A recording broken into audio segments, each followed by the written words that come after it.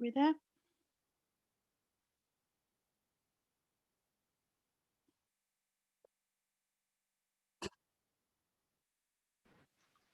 Yes, we are live, Chair. Thank you, Clark. So just again, good morning, everyone, and thank you very much for coming, as this is a very important meeting that we were called up for. And I realise that everybody's very extremely busy at the moment with all what's going on and the changing, daily almost changing directives from the DfE. So thank you, everybody. I will ask each person present to confirm that they can hear and be heard. This is a legal requirement for virtual meetings. Where practical, please also have your video switched on.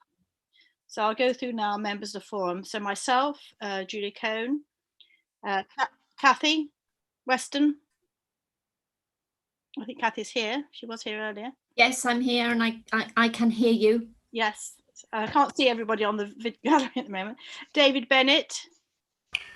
Yes, I'm here. I can hear you. Thank you. Christine Bryan. Yes, I'm here and I can hear you. Pat Burbidge. No, Pat. Alex Davies. Yeah, I'm here. Morning. Paul Deneen. Yes, I'm here. Morning. Nikki Emmett. Nikki's here. Yes, I'm here. Good morning. Nikki Gilbert. I haven't seen Nikki so far. Maybe she's not here. Nikki is here. Oh, Nikki, you are here. Sorry, Nikki. I haven't seen you. Georgie Griffin. Has sent her apologies, Chair. Right. Ed Gwillam. Good morning. Yes, I can hear you, and I'm here. Thank you. Kimberly Harley. No. Joe Hedges. Morning. Yep, and I can hear you. Yeah. Martin Henton. Martin's here. I've seen him. Yeah, morning, Julie. I can hear you. Yeah. Ali Jackson. Has sent apologies, Chair. Sue Jenkins. Sue's here. Yeah. Yes, I'm here. I can hear you. Paul Jennings. Paul's here. See? Paul Jennings. Sorry, yes, I am here. I just Yeah, definitely. Sorry, Paul. I thought you were here. Steve Kendrick. Steve Kendrick. Not as yet, Chair. He did indicate he might be slightly late. Tim Knapp. Good morning. Yes, I'm here. Tracy Neal. Tracy. Yes, I'm here and I can hear you. Chris Ladonsky. Good morning. Yes, I'm here and I can hear you. Sean Lyons. Has sent apologies, Chair. I'm substitute for Sean. Hopefully got that message. Morning, everyone. Andrew Teal from the diocese. All right. Thank you, Andrew. Rose Lloyd. Yes, I'm here and I can hear you. Thank you, Rose. Norman Moon. No Norman today? No. Yes, I'm here and I can hear you. Sorry, Norman. Yes, sorry. Thank you. We also have the following officers in attendance. Is Chris Baird here, Director for Children and Families? No, I don't believe he is at the moment. No. We have Sarah Buffer, who's our clerk. We have Malcolm Green, who's Strategic Finance Manager. Yes, I'm here and I can hear you. Les Knight, Head of Additional Needs. Yeah, I'm here and I can hear you. Thank you. Do we have Kerry Morgan today? No, not at the moment. Not at the moment. Okay. And then we also have in attendance Councillor Felicity Norman, who's Cabinet Member for Children and Families. Yes, hello, I can hear you. Can I also say I spoke to Chris Baird this morning. He has a meeting clash and sends apologies. That's fine. Okay, thank you. I've just seen Pat Burbidge come into the waiting room, so he's actually here. Councillor Carol Gandy, Chair of Children and Young People Scrutiny Committee. I know who's also here because we had a little chat earlier. Here and see you. And Councillor Diana Thornby, who's the Vice Chair of Children and Young People Scrutiny Committee. Yeah, good morning. Thanks. I'm really glad I could make it. I'm sorry I've got to leave at 10:30. We've got a COVID communications meeting. That's fine, Diana. Thank you. So thank you all. The agenda and other relevant information for this meeting are available for public viewing on the Herefordshire Council website. The Council is streaming this meeting live on the Herefordshire Council YouTube channel, and a recording will be available via the Council's website shortly after the meeting has concluded. Others are permitted to film and photograph and record our public meeting, provided it does not disrupt the business of the meeting. I don't think I'm not aware we've got anybody else in the meeting, have we, Sarah? No. No, that's it. Microphones should be muted unless you are speaking to prevent background noise. When invited to speak, unmute your microphone, and once you have finished, mute it again. Please use the raise hand icon to indicate that you wish to speak. Please remember to lower your hand again after you have spoken. It's actually sometimes quite useful if you can also say who you are, because I've got 2 pages certainly on view, and what you're representing, so that everybody is aware who's speaking, please. Where forum members are required to vote on an item, we will conduct an electronic vote. If there are problems with the electronic vote, I'll ask each member in turn to indicate verbally if they are for, against, or abstaining. If a forum member has not yet been present for the whole discussion on an item due to technical failure, they should not vote on that item. Are there any questions about this procedure before we continued? We did use electronic voting last meeting, and apart from a couple of people, it worked very well, I think. So that's fine. So thank you. Yeah, if I could just note, Chair, that Steve Kendrick and Pat Burbage have joined us now. So yes. I don't know if they can just confirm that they are able to hear us and that we can hear them. I can confirm that I can hear you. And Steve, can you hear us? I can hear you loud and clear, thanks. Thank you very much. Thank you. So we'll go to the agenda now. So first of all, item 1 is apologies for absence. Are there any apologies, please, Clark? Yes, Chair. So we've noted apologies from Georgie Griffin, Ali Jackson and Sian Lyons, and I'll come on to the substitutes on the next item. Item 2 then, the name substitutes, sorry, to receive any details of members nominated to attend a meeting in place of member forum, and we have got one, as you said. Yes, so we have Mr. Andy Gosling, who's attending for Georgie Griffin, and Andrew Teal for Sian Lyons. Thank you very much. Now, item 3, declarations of interest. To receive any declarations of interest by members in respect of items on the agenda. Are there any declarations of interest? Yes, Paul. It's Tim Knapp here from Whitecross, declaring an interest in agenda item 6, I think it is. Yeah. And Paul Denny, National Education Union. Okay, that's, yeah. And Chris Lewandowski, NASUWT, declaring an interest in the TU facilities delegation. Yeah. Yeah, thank you. Is that duly noted? No other declarations of interest in any particular item? No. Thank you. Then, so we move on to the minutes, which have been published. And so the item is to approve and sign the minutes of the meeting held on 23rd of October 2020. Are there any matters arising that's not dealt with elsewhere on the agenda? Anybody got any? I propose they be accepted. Thank you. If you're not a query on the work programmes, it says it's the 9th of July. I've got the 10th of July as the date of the meeting in July. Was it moved to the Thursday? Oh, I don't know. Sorry, I don't think so. How was it? Sarah, could the clerk clarify that? I'm just checking that. So it should be the 9th, I think. It should be the 9th. Okay, that's fine. Yeah, 9th of July. Put it in my diary in the wrong place. That's fine. Yeah, 9th of July is a Friday. So. Oh, is it? Yes. Okay, that's fine. Thank this you. Year, 9th of July 2021 is the Thank Friday. You. That's fine. Thank you. Thank you. Thank you, Rose. Right. If you were not present at the last meeting, you should abstain from the vote. So can we all vote on the accepting the minutes? Will the clerk please bring up the voting screen and place non-voting attendees in the breakout room? Yes, thank you, Chair. I'll just do that for you now.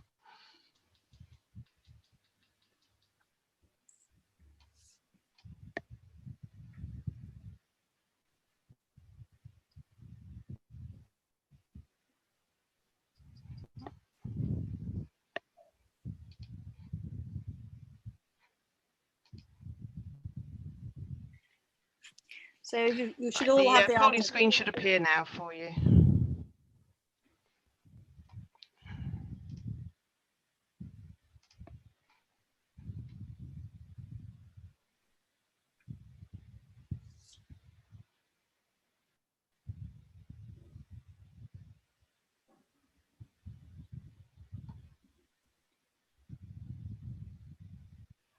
through?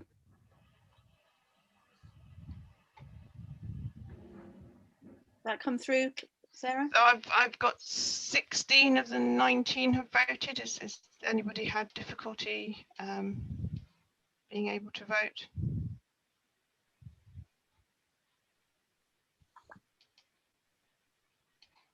Anybody having difficulty voting? Or I wasn't at the last meeting, so I abstained. I'm Nikki Emmett. That's the same with me. I wasn't at the last meeting, so I've abstained.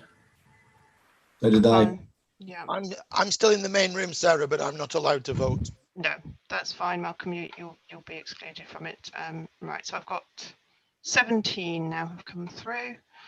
On the basis that as a majority in favour, Chair, then we've had 11 in favour and 6 abstentions come through. For those who are not present, I would advise that those are carried. yes, okay, that's fine. Thank you, Clark. We'll we'll say that's confirmed and then be approved. Thank you very much.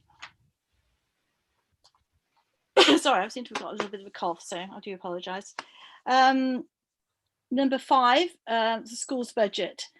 So this is for 2021-22. So this is the item to agree the final budget proposals for recommendation to the Cabinet Member for Children and Families for School Budgets, Central School Services Early Years within the Dedicated Schools Grant for 2021-22. So I'd like to now call upon Malcolm to present this report. All right. Thank you, Julie. I do have a short slideshow which I'll put up imminently to present the budget recommendations to you. Simply to say that Schools Forum today is the final stage of a long process that starts in the autumn term with a consultation paper with schools, and it fully involves the budget working group at all stages along the way. The recommendations I'm going to put to Schools Forum today are mostly the same as set out in the original consultation paper, and where different, we have managed to improve the recommendations. The underlying approach that we've taken is to fully fund the national funding formula for schools, and if there is any surplus, then we will share this extra money between schools and use in the high needs block where it is used to support the SEN protection scheme for schools. I'll go through the slideshow now, and let's see if I can share my screen and get it up.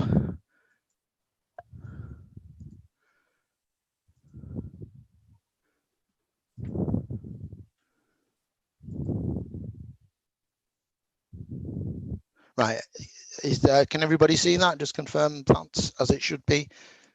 Yeah. Yes, that's fine, yeah. Malcolm. Okay, right, brilliant. Right, just to remind people that the autumn budget consultation was, as I've said, to fully fund schools at the national funding formula, and of the 620,000 that was estimated as available, 240k would go for required growth in the Golden Valley. We would pay out an additional £10 per pupil to schools and transfer 300,000 to the high needs block. Also, there are proposals to delete the reception uplift factor and also to reduce the clawback percentage for local authority schools down from 25% to 20% at the end of the 2021-22 financial year. As I've said, the proposals today are the same or better throughout. The formal proposals in the paper that members have got in front of them is set out on the slide. Fully fund schools at the national funding formula.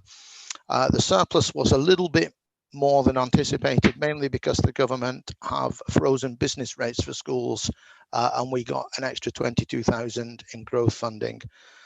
So that I've actually set the Golden Valley growth at the actual cost of 235k.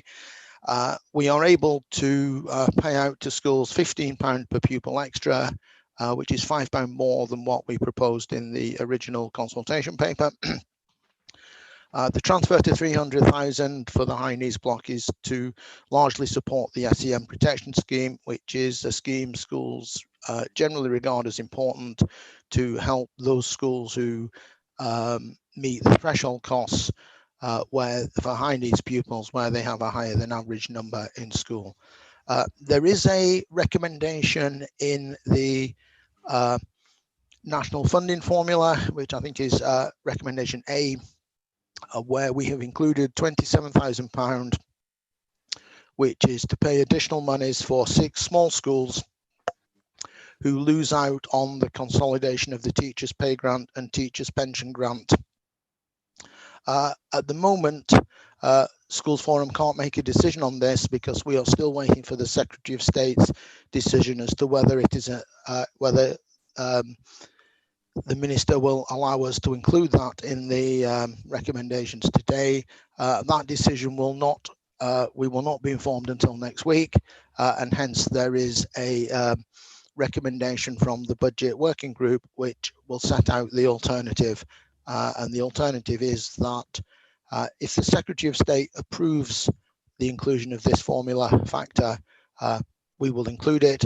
If the Secretary of State declines our request to include the additional factor, then we will add an additional £2 per pupil onto the £15 that is already in the recommendations. Excuse me. And I've said we've also gone through delete the reception factor, reduce the percentage clawback for balances. Dedelegation, there is as per the consultation paper, in discussions with the Budget Working Group, we are recommending the free school meals option A in the recommendations. And we are also intending to reduce the education management charge for local authority schools down by 50p to £12. I'll come to that in a minute. Any questions at that point on the schools, the presentation of the budget to schools? I'll take any of those now if there's any detail on that. I can't see any hands up. Has anybody got any questions for Malcolm? I can't see any hands up at the moment. Okay, well, we can come back to questions at the end as well. The early years block, there was a 1.5% inflation allowance, which was given to us in the final DSG settlement for early years. That was a little bit of a surprise because we had no forewarning that that was going to happen. I've also managed to include another 1% extra, which comes from a regular underspend that we have had in early years for the last couple of years. So we're able to improve the offer in the nursery education funding to settings, which I'm sure they will appreciate. So it's a little bit better than what the DFE have offered to us. Included in the proposals also was a 10k funding from central early years funding to support MASH support for early years settings. There is the central services block as well. The proposals in the paper are very much as per the consultation paper. However, we got a little bit more money than expected on that, and the proposals that are new are set out in orange, where I intend to put with Forum's agreement 25,000 into the SEN casework team, which will allow them to support and implement the amendments to the high needs matrix that is also on the agenda that Les will talk about later. I'm also adjusting the funding to SACRA in a little bit, which allows us to pick up the cost of that directly from the central block and will allow the 50p reduction in education management costs to LA schools. The high needs budget, for once, I think the position is a little more positive than it has been. We have received £2.1 million additional in our budget from the government, and of more importance, the latest forecasts for the complex needs funding are at the budget that we set for this current year. My original proposals anticipated we would have to put £1 million extra into complex needs because of the overspend from the year before. That is not the case, so I've reallocated the budget. We've put more in for the teachers' pay grant, teachers' pension grant to go to special schools and high needs providers. There is some growth in the LCC unit at Hampton Dean. I've put some money in for Beacon College because I'm not yet clear whether I have to fund that from the high needs block or whether the DFE will fund that, and that is to be confirmed. A little bit of growth in the SEN protection scheme, and a little bit to help with the new tariffs and any minimum funding guarantee required for special schools on the implementation of the new high needs matrix. We've more work to do on this. We've got some more sampling to do in special schools, and this will come back to the March meeting of the forum. That is a very quick summary of the proposals that are contained in the recommendations, which will go forward to the cabinet member if approved by forum today. At this point, I'd probably just ask if Mr. Paul Jennings, who's chair of the budget working group, has anything that he would like to say regarding the budget working group's involvement throughout this process. Paul, is that you okay?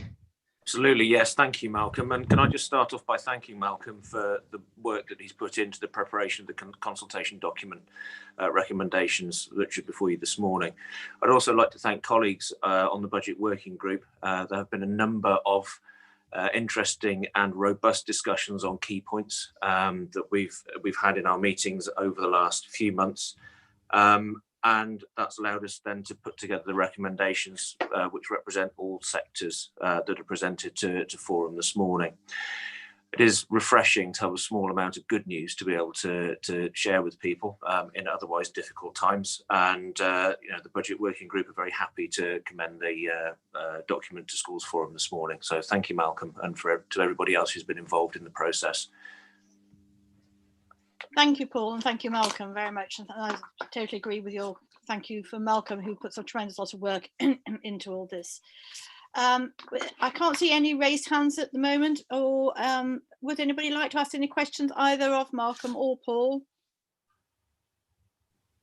Just say well done. Thank you, Paul. Okay, if we've got no questions for the moment, I know we've had discussions previously at forum and at the budget working group about this. The voting on this is actually quite complicated, and Sarah spent quite a lot of time sorting it all out. So please bear with us on this one. So the voting on these recommendations is restricted by regulation to school members, academy members, and early years representatives only. Those attendees who are not eligible to vote on these recommendations will be moved to a non-voting room for a short time so that the system will discount them for voting. Will the clerk please move the non-voting attendees? Thank you. It is proposed that the recommendations are grouped into 3 blocks for voting unless there are any objections from forum members. So vote 1 will be recommendations for 8F. The recommendation is per pupil of £4,180 for primary schools and £5,415 for secondary schools, including the minimum funding guarantee at 2%, and subject to approval from the Secretary of State for inclusion of the exceptional factor for the teachers' pay grant and teachers' pension employee contribution grants. B, growth funding for basic need expansion in the Golden Valley to be agreed at a total cost of £235,000 for Kingston High School and Fairfield High School as set out in the report. C, transfer to high needs block to support the SEN protection scheme of £300,000. D, additional £15 per pupil for primary secondary schools at a cost of £117,158. E, any minor adjustments to the school's budget up to £5,000 in order to comply with DFE submission requirements to be made to the funding allocated to the growth fund in order to provide a contingency. And F, that the central services block be allocated as set out in the report. So we're going to vote on those.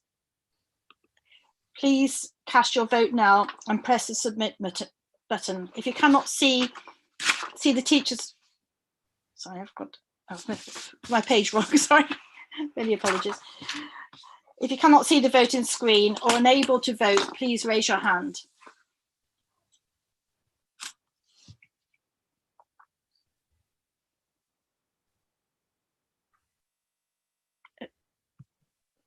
Steve Kendrick can't see the voting screen. Oh, nobody can. No, it's come now. It should be arriving now. So it should arrive now.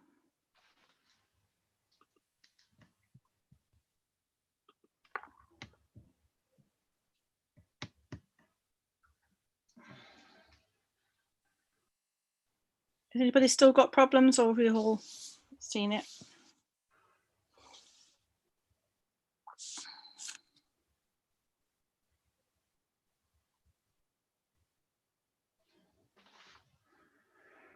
How are we doing, Sarah? Thank you, Chair. Just confirming that that vote has been carried with just the one abstention. Okay. Thank you very much. So we now go on to vote 2, recommendation G. The recommendation is that local authority maintained school members approve the de-delegation of funding in 2021-22 as set out in the recommendation G in the report. Voting on these recommendations are restricted by regulation to representatives of local authority schools only, and by phase where de-delegation applies specifically to primary or secondary schools only. As this is a small number, I'd ask the clerk to take the vote by roll call. So can we do that, please, Sarah? Yes, thank you, Chair. We felt this would be simpler given the small numbers involved. So I will just read through the names of those who are eligible to vote on each element, and if you can just confirm for me if you are voting for, against, or abstaining. So part 1 of those recommendations as regards the trade unions is for primary schools only. So those who are eligible to vote, Joe Hedges. Joe, can you? Yes, I can hear you. Yes, yep. Yep. 4. Thank you. Sue Jenkins. 4. Steve Kendrick. 4. Tracy Neal. 4. Norman Moon. Abstain. And Kathy Weston. 4. Thank you. So that is carried. Parts 2, 3, 4, and 6 apply to all local authority schools, both primary and secondary. So again, I'll run through that list.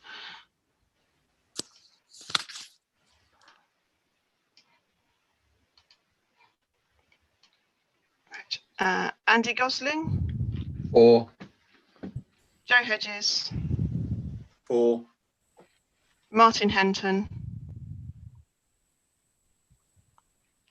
Is Martin there? Yeah. Yep. Sue Jenkins. 4. Steve Kendrick. 4. Tracy Neal. 4. Norman Moon. Abstain. And Kathy Weston. 4. Thank you. Again, that is carried. And then part 5 of this is for local authority secondary schools only. Nikki, Sorry. Sarah, Nikki Gilbert's putting her hand up. Was she not included in that one? No, because my understanding is that de-delegation doesn't apply for the special schools. It's dealt with differently. Nikki, Nikki, can't hear you. You're muted. You're still muted. You're still muted. Can anybody else hear Nikki? Because I can't. No. No.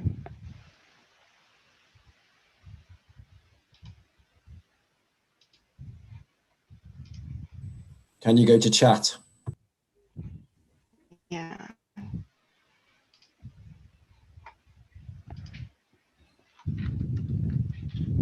I can't. Oh, yes, yeah. Yeah. She's telling us.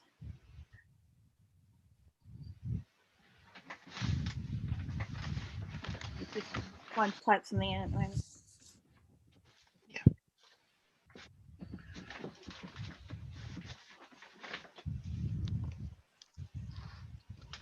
Not sure, therefore, how can special... I'll push that one to Malcolm in just a moment, but yeah, if we can just complete the vote for the moment, and then we'll pick that up. Thank you. Nikki, we'll get back to you. Okay. Right. Yes. Sorry. So the final part 5, was for the local authority secondary schools only. This is the trade union delegation for them. So the only 2 representatives we have for that is Andy Gosling. 4. And Martin Henton. 4. Lovely, thank you, Chair. So that covers recommendation G on the. Okay. Do we want Malcolm to comment at the moment, or shall we get back to him on the special schools now? Yes, let me see if I can recall him into the.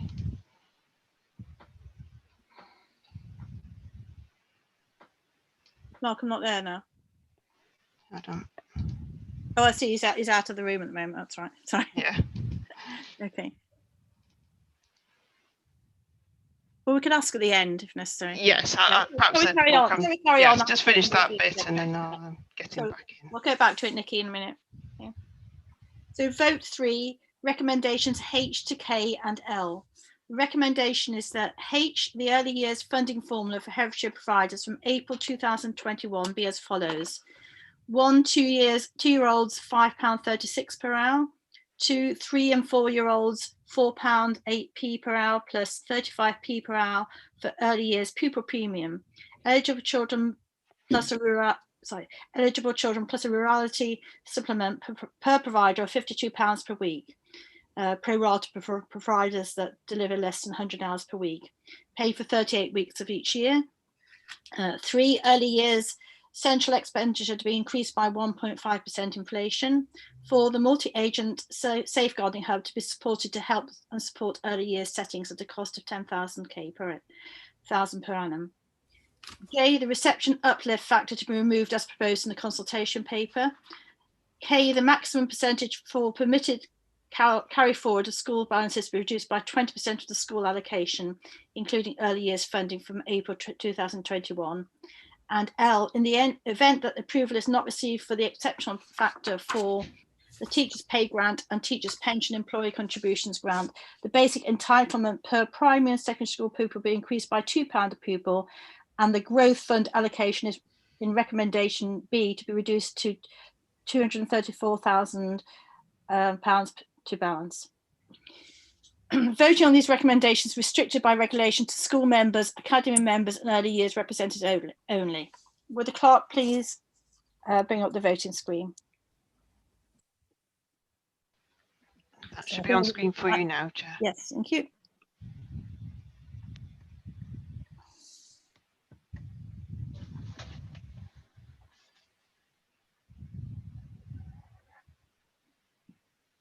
Right, so I can't see a voting screen. Does anybody else have problems? I could see it. Okay. Okay. Okay, so they're just ticking in now. There we go. Okay, so I have 16 votes in favour and 1 abstention. So if you've not been able to vote, did you just want to indicate your vote verbally now? I think it was Martin who couldn't see it. Martin, would you like to indicate your vote? Oh, thank you. Martin's vote. Thank you. Thank you. So that is also carried. Okay, thank you very much, Sarah. Thank you, everybody, for your patience.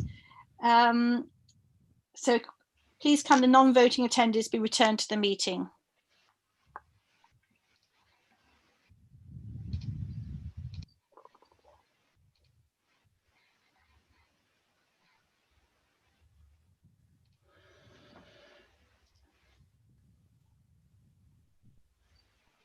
Everybody else is coming back.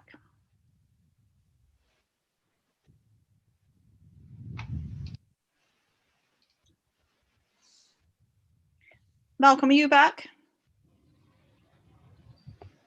I am, yes, yep. Malcolm, we had a question from Nikki because she wasn't included in the dedelegation vote. Are special schools not included in that?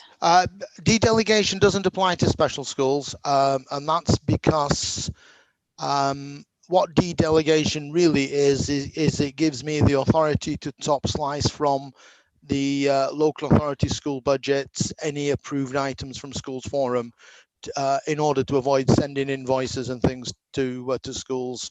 I can take it at source because we fund special schools in a different way from a £10,000 base amount and top-ups. The national funding formula sort of factors and details only applies to mainstream, and so for all of the dedelegation items it's through service level agreements to special schools. So no, it doesn't apply. Nikki can have a view, but whether she has a vote, I'll let Sarah answer that one. I think, Sarah, you said that, but I've lost Nikki at the moment. I don't know whether she had a problem with her. Oh, she's there, Nikki. Did you hear that, Nikki? I can see you on the. I can't see the picture. I can see you on the side. She is there, Chair. I think she can hear us, but I don't think we can hear her. Well, hopefully that will answer the question. I can hear, but not sure why. She's put a thumbs up sign, so. Okay, that's fine. So I was trying to sort of move 2 pages and everything. Thank you very much. Okay, so is everybody happy now, I think? So we're going to item 6, which is the White Cross Pfi Contract triennial review. This is to review the financial position of the White Cross PFI contract and to inform schools forum of any necessary action. So can I ask Malcolm once again to lead on this, present the report?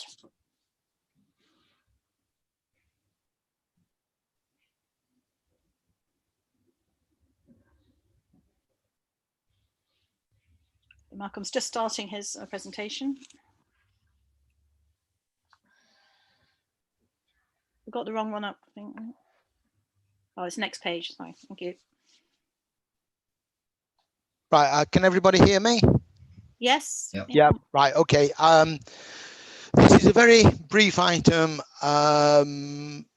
which is a triennial review of the financing of the PFI contract. About 10 years of the contract remains. The annual cost to the council is £928,000 a year.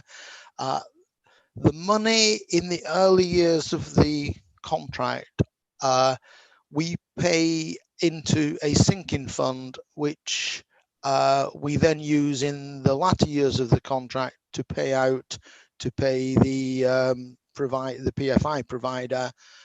Because of inflation that is applied to the payments to provider, the payments to provider increase over the 25 years, yet the amount that the council puts in and the amount we get in government grants stays static throughout the 25 years. So the approach that is taken in these circumstances is we pay money into a sinking fund to build up a fund, and that fund is then used to pay the excess charges back to the provider in the final years of the contract. The maximum value under reasonable estimates of inflation is 1.9 million, and that will be in 2024. And at the end of the contract, we expect to have something like 1.6 million in the sinking fund at the last year of the contract. The big unknown in all of this is inflation, and we've been fortunate that inflation has generally been below the 2.5% in the finance model. Should inflation increase, then the costs of the contract that we pay to the provider will increase significantly. And the sort of prudent financial view is we will maintain the funding into the sinking fund at the level that we have now. And should inflation continue at its current low rate through to the end of the contract, then we will simply cease the funding into the sinking fund a year or two earlier.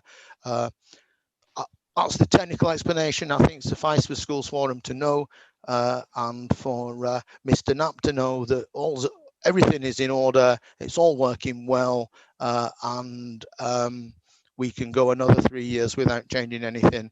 And of course, as we get nearer and nearer to the end of the contract, then of course the impact of any inflation is likely to be lessened. So Schools Forum can be reassured that everything is entirely in order. I'll take any questions that anybody has. Has anybody got any questions for Malcolm, or any clarification required? I can't see any raised hands. Okay. I've got one. Oh, Christopher, sorry. Right, thank you, Chair. In the document that Malcolm sent out, it talks about increasing the capacity of Whitecross. What is the likelihood of this? And how will that be funded if it's necessary?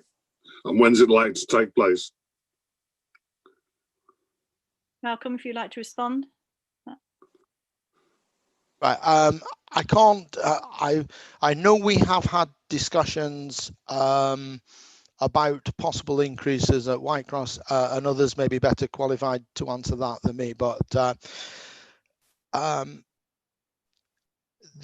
any building work through the PFI contract will be hugely expensive. It would need serious consideration on the council's part were that to be financed in that way. There are no members of the press here, are there? No, so I'm not aware. No, yeah, no, but you are live, Malcolm. Yes, indeed. Yeah. So I think it would need careful consideration on how we fund that, whether it is within the PFI contract or external outside of the PFI contract would need to be another way. That would involve a legal consideration as to what was done, and I think it's a matter that would take detailed time, effort and consideration at the time it was a serious possibility. At the moment, I think it's only something that has been talked about as something that may happen. I think that's probably all I can say. Thank you. Would anybody else like to make any comment on that? No. If I could just echo, Julie, if I could just echo what Malcolm has said, simply to say that what Malcolm has said is exactly where we are as a school. We're well aware of the costs to the council of any kind of expansion, and some very informal conversations around that have taken place, but nothing more. Thank you. Chris, are you happy with that? Yes, that's fine. Thank you. Thank you. Anybody else? No. So I'll read the recommendation is that the council's existing contribution of £928,350 per annum is to be continued until the next triennial review in autumn 2023.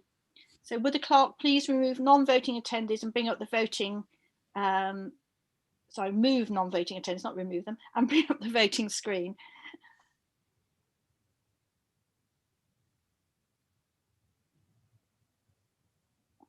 So we'll just wait for the voting screen to come up.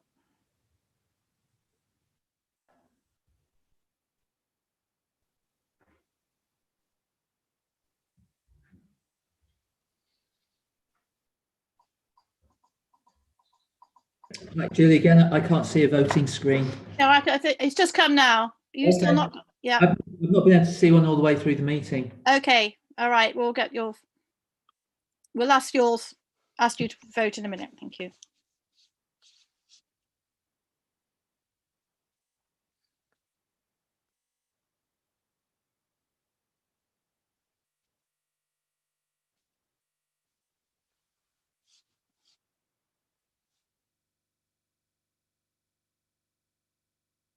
Okay, Chair. So I've got 14 in favour and 3 abstentions thus far. And then Martin would like to vote by 4. 4, please. We had that in. That motion is therefore carried. Okay. So can non-voting attendees be returned to the meeting, please?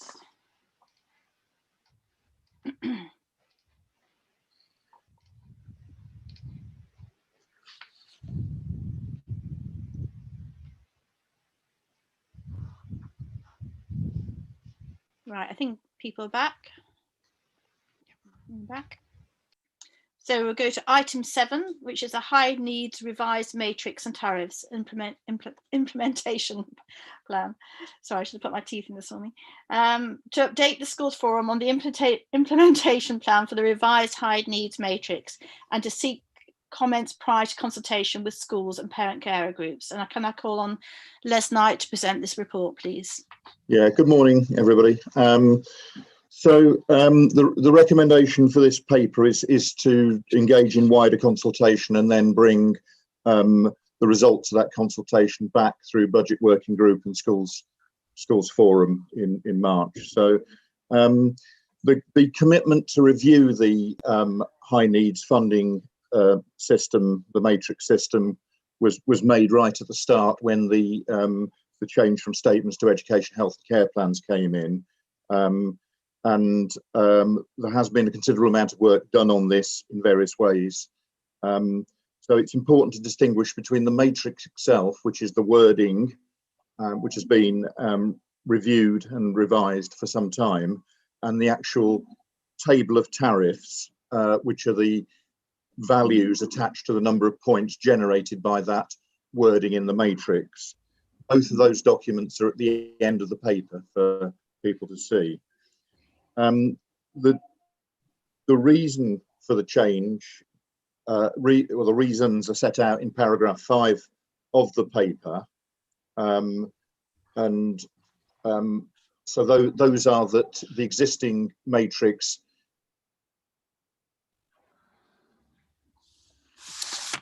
potentially double counted scores for all and the behaviours within the social, emotional, and mental health columns. So there was double counting going on there.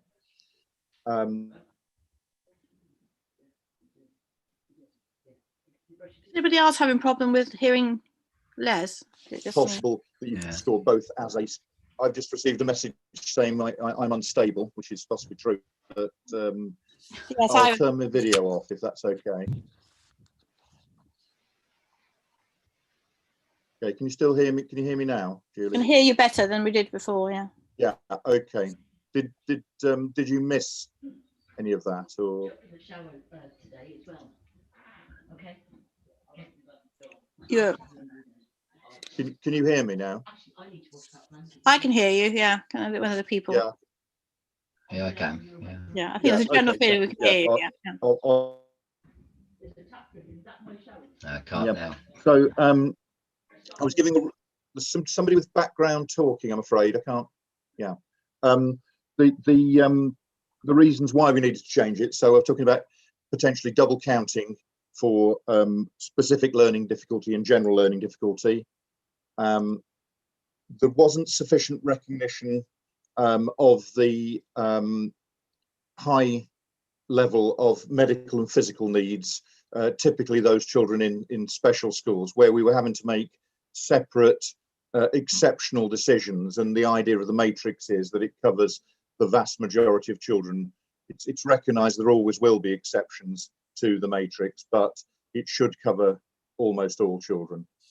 And some of the wording lacked detail, so that you could potentially not be able to decide which level of point score children came into. So those were the main reasons that it was felt necessary to change that.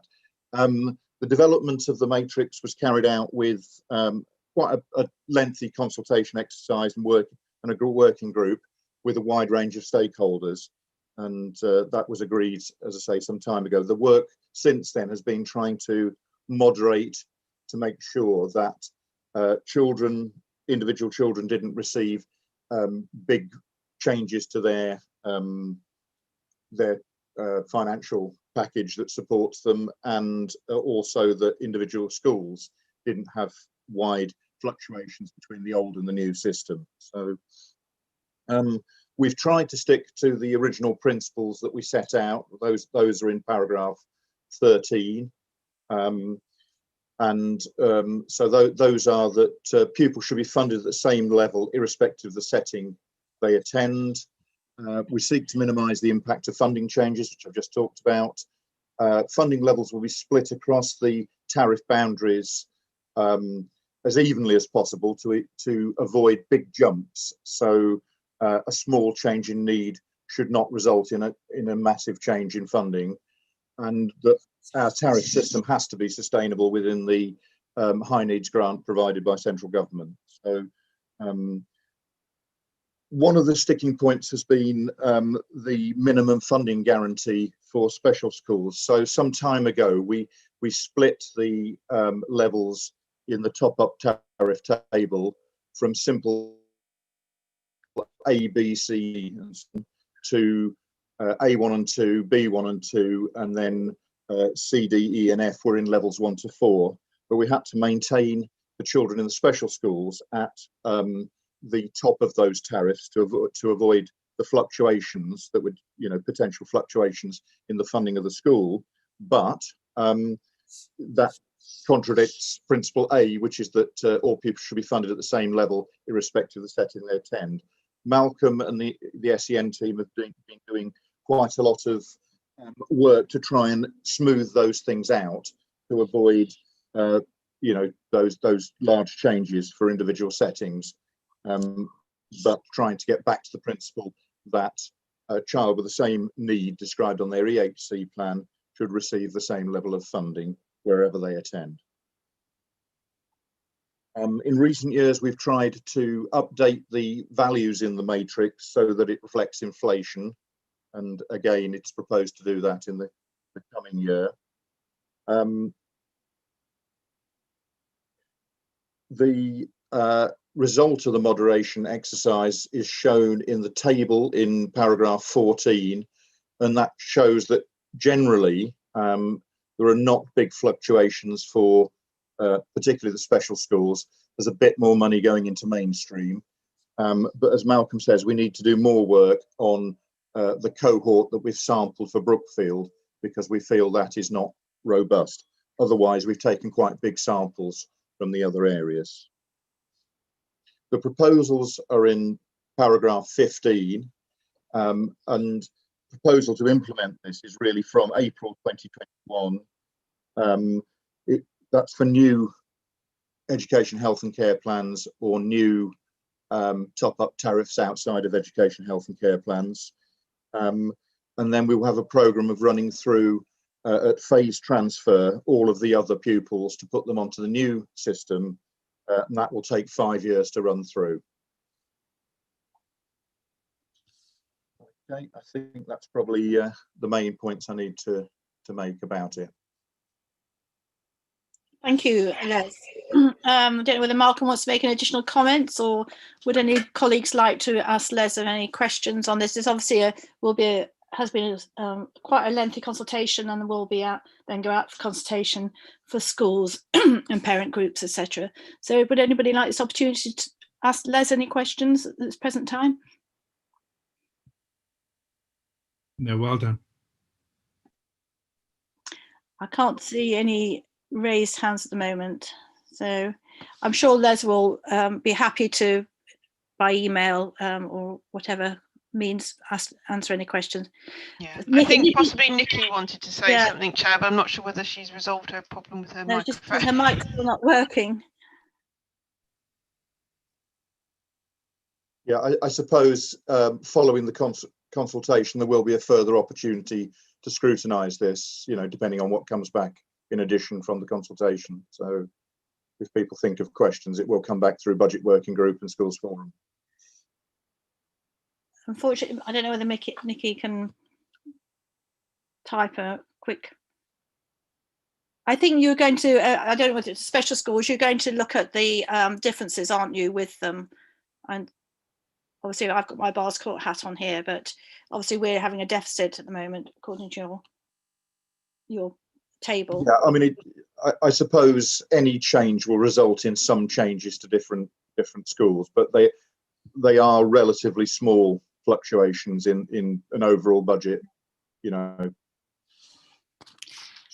if people like to, as written, I would like to use this, just like to point out that the tariff system is the only means of increased income for special schools due to no national funding formula.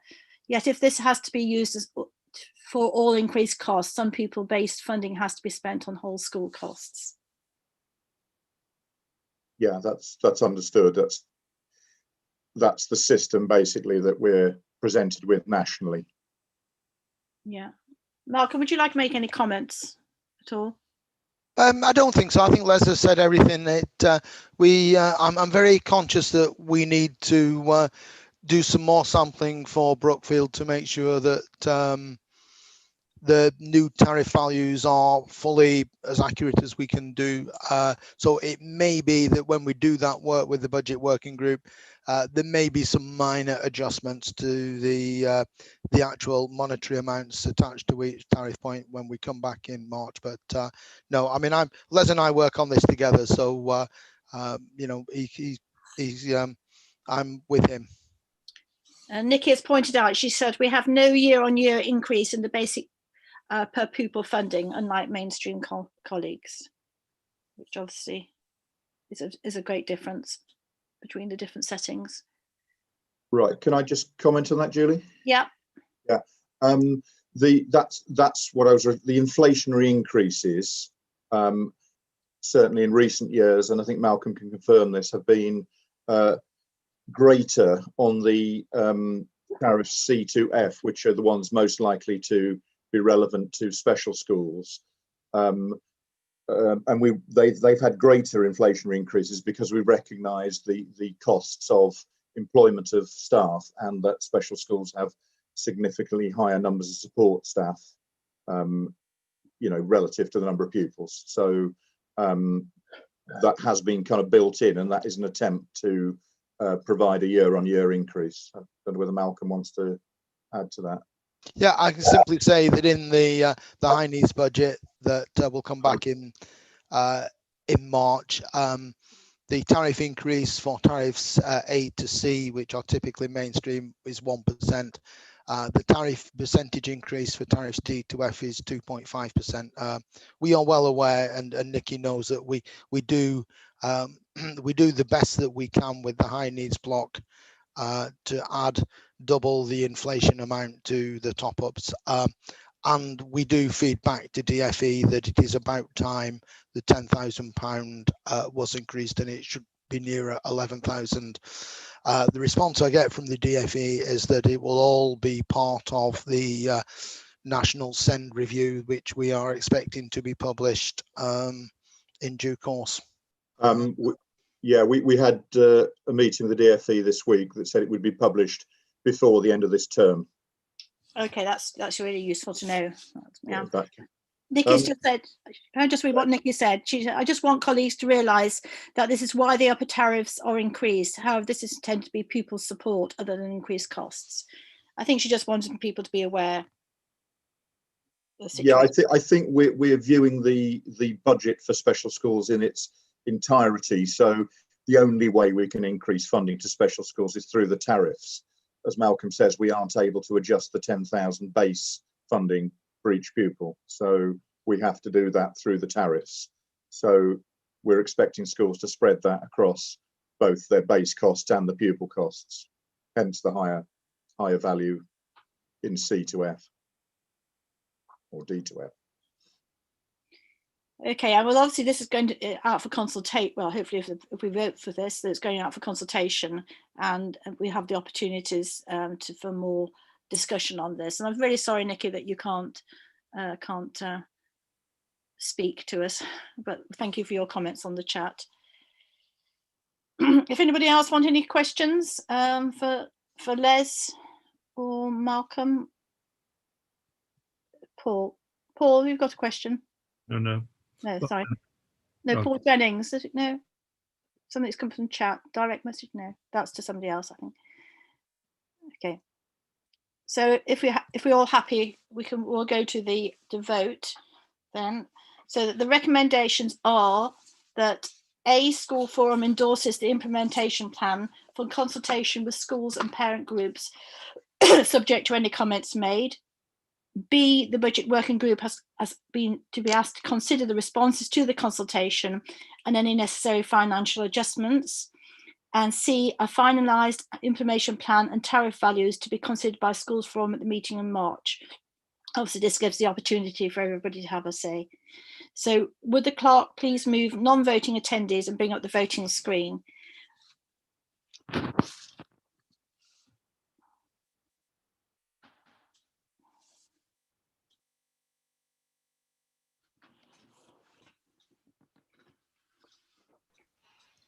The voting screen should be up for you now, Chair.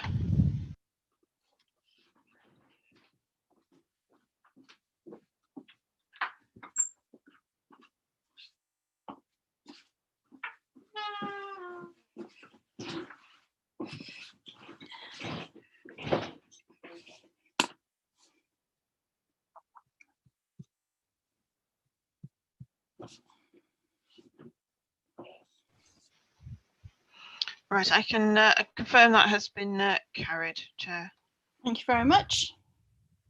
We have actually got some any other business today. I've got one item which we've been informed of, which I'd like to bring up, and then we can ask if there are any other business. So can I call upon Rose Lloyd to bring up a subject regarding early years? Thank you, Julie. Really, I wanted to raise with Schools Forum the issue that we're currently having in early years with regard to the NEF payments for this term. The guidance was that the funding for NEF was going to be on actuals who were here on a head count, which obviously at the moment children have been encouraged to stay away and so aren't in the settings. Yesterday there was a change in the guidance, and it said that we could apply for funding for children who we still had space for. So even if they weren't attending, but we still had the space for them, we could claim that funding. But obviously a lot of settings have kind of cut back on their availability and their staffing because of the fact that they haven't got those children in. A lot of parents in the early years sector have said that they intend to send them back after a few weeks when the numbers start to decrease. But with the census week being next week, those children potentially won't have funding for the rest of this term.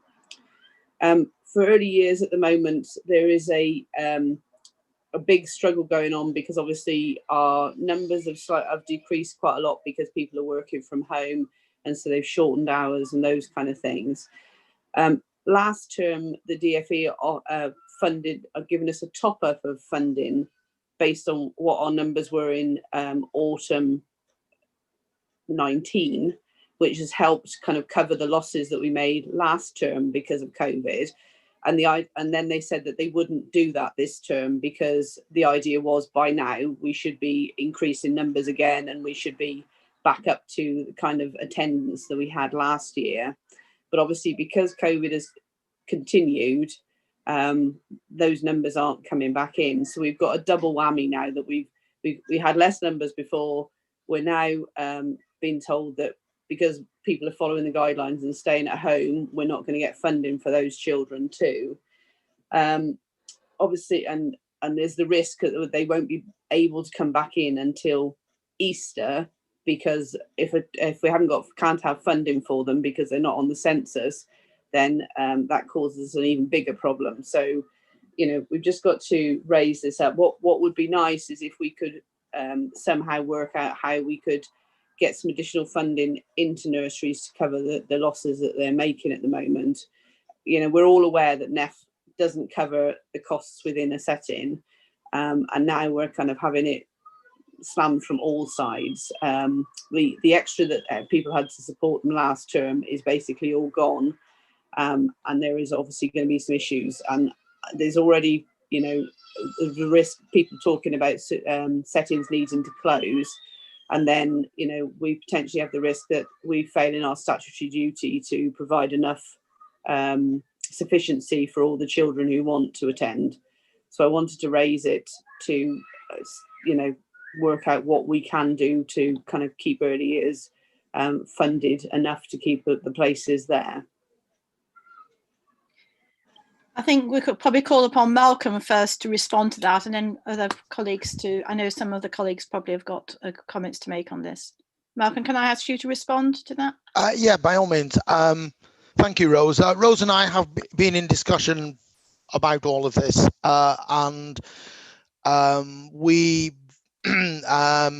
we keep feeding back to the DFE the shortfall in funding, particularly from the census. Emily Garner sent an email last night to the DFEs pointing out the sorts of things that Rose has said this morning. I would not be at all surprised if the DFE changed the funding arrangements, because I can't see the census being representative at all of numbers.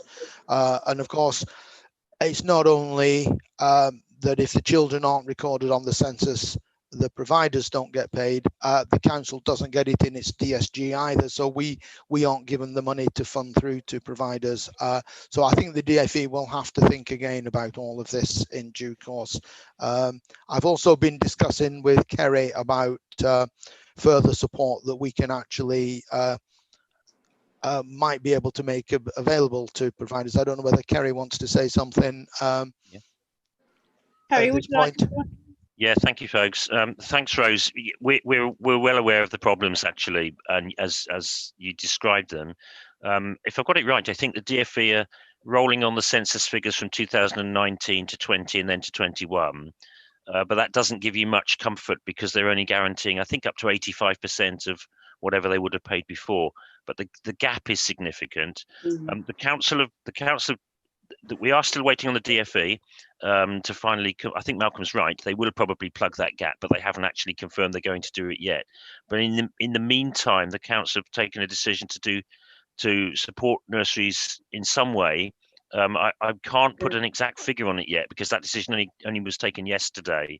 What we're hoping to do, Rose, is put out a statement which says, where it offers comfort to the providers to say, we know what the problem is, we can help in the short term, we expect the DFE to honour that gap, but they haven't actually committed to it yet. And what we're hoping to do then is defer the closure decision, if that makes sense, until we've got a bit more clarity around it. I wish I could give you exact figures, but it's very live at the moment. Some of these decisions were only taken yesterday, and I'm afraid I haven't had time to see the updated guidance that came out last night about this from DFE. So I need to do a bit of catch up on it today. What I'm hoping to do is reassure you that A, we're alive to it, but B, we can probably find some comfort to buy time until the DFE have made their position more clear. Does that help a bit? Yeah, that helps a bit. Yes. Yeah.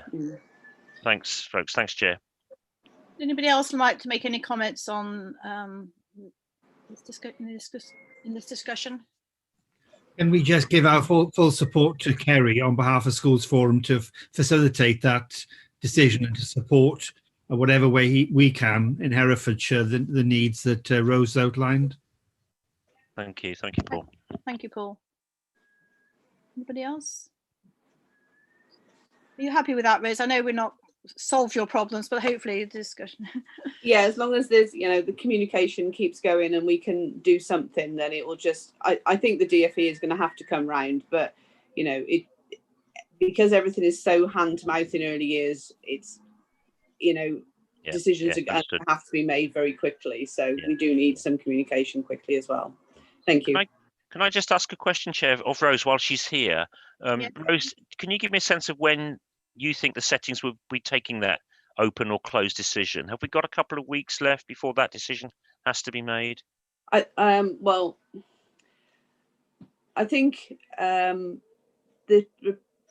decisions will be made sooner than that, because of the fact that if they think they're not going to get the money, then they will, rather than wait, kind of rock up a big wages bill, they're going to say we're going to have to do something sooner than this.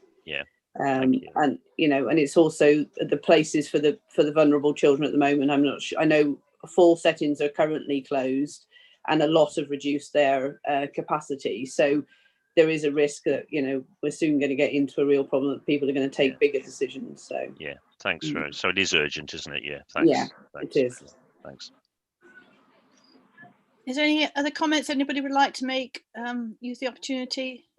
I know people time of pressure, and people. I know the council has had to leave or will be leaving. Anybody else? Right. Thank you very much, everybody. And thank you, everybody, for your attendance. We really appreciate it in this very busy time, and also the discussions that we've had. So the next meeting is on Friday, the 19th of March, which obviously will be again a virtual meeting. I know we are heading, vaccinations are doing very well in Herefordshire, and hopefully some of us will be vaccinated by then. But obviously this is how we will continue for the moment. And actually we have very good attendance, which is good. And I think we have good discussions. So can I please confirm that live stream has been stopped, Sarah?